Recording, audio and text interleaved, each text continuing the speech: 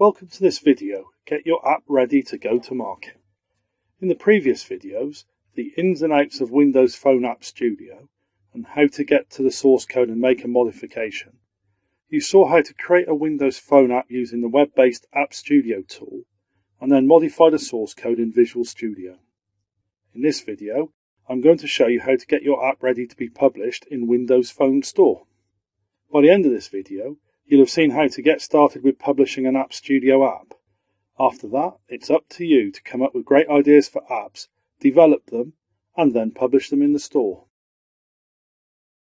Before I get started, I want to highlight a couple of resources that you'll find useful when you come to publish your own app. When you submit your app for publication, it must be certified before it can appear in the store. On this page, you can review the detailed certification requirements that all apps published in the store must meet. To make sure you avoid common certification failures, you may also want to check out the post Top Windows Phone App Certification Failures and How to Avoid Them on the Windows Phone Developer blog. And this page here provides detailed guidance on how to test your app before submitting it to the store. When you're happy your app meets all of the certification requirements, you can begin the submission process. On the Publish Info tab, I'm going to complete some information in preparation for publishing my app to the store. I'll add a description,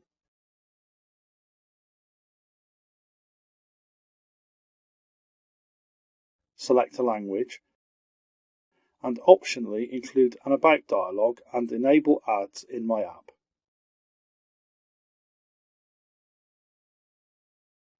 I'll click Finish when I'm done.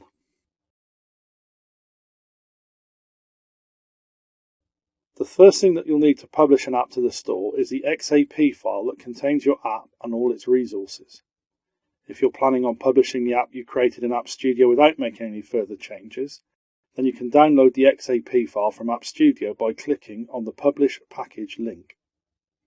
In addition to downloading the XAP file, you must register for a developer account.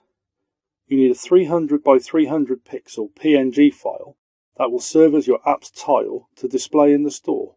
This is typically a larger version of the image used as your app's tile on the phone. You need one or more, with a maximum of 8, PNG screenshots of your app.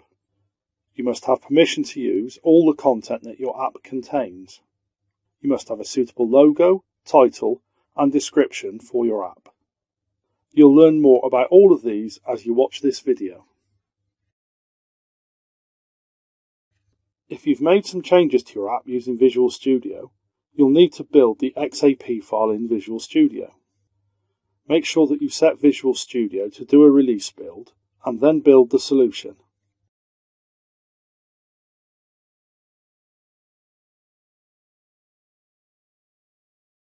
You'll find the XAP file in the app/appstudio.ui/bin/release folder. You should then make sure that you've identified the other resources ready that you'll need during the submission process. As I discussed earlier, you need a 300 by 300 pixel PNG file to represent your app in the store. Typically, this is the same image as the 160 by 160 pixel image that you used in App Studio to represent the app and use on the app's tile. Ideally, you should start with the 300 by 300 image and create a scaled down version to use in App Studio. You also need 1, and you can have up to 8, screenshots of your app to give potential users browsing the store an idea of what your app looks like.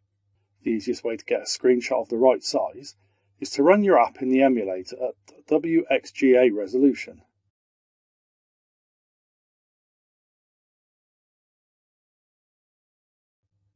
If I expand this toolbar at the side of the emulator, then I can capture a screenshot that has the correct dimensions, 768 by 1260 pixels. There are a couple of specific requirements for the screenshot images that you must meet. Screenshots must only contain app graphics and must not include any emulator Chrome, frame rate counters, or debug information. You may not graphically enhance your screenshots except for the addition of informative overlays designated and pre-approved by Microsoft. For more information about these overlays, Search the Windows Phone blog for the word overlay. Each screenshot must match the supported resolution size. For more information, see the web page Multi-Resolution Apps for Windows Phone 8. Screenshots must not be transparent PNG files. You must not submit screenshots of the photos of the app while it runs on a phone or on the emulator. Use the built-in emulator screenshot tool to take the screenshots for your app instead. Optionally, you can provide a 1000 by 800 image that will be used if your app is featured in the store. You'll also need some text to describe your app. It's a good idea to take a look at other similar store apps to see what kind of tile images, screenshots, and descriptions work well before you go ahead and create your own. I've already signed up for a developer account, so from the Windows Phone Dev Center I'm going to click Submit App. At this point, if you haven't signed up for a developer account, you'll be given the opportunity to do so. I use the same Microsoft account that I used when I signed up for App Studio. Then I'll click on the Submit App link. From here, I can complete the mandatory and optional steps in the app submission process. I'll start by clicking on Step 1 to enter my app info. On this page, I'll complete all of the basic app info, including its alias, which is a name used in Dev Center, not in the store, the category to be listed in,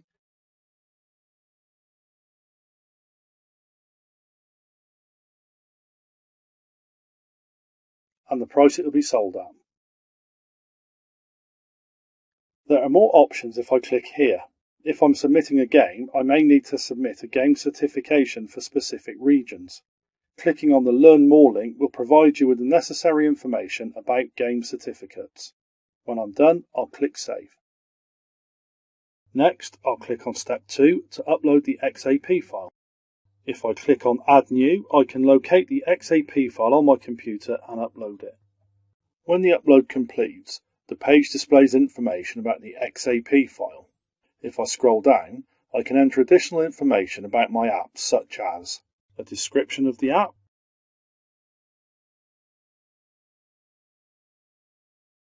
and keywords to help users find my app in the store.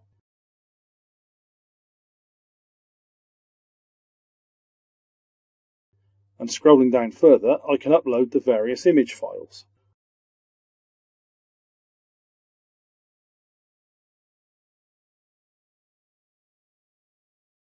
Notice how the site can automatically generate the lower resolution screenshots from the WXGA ones for me.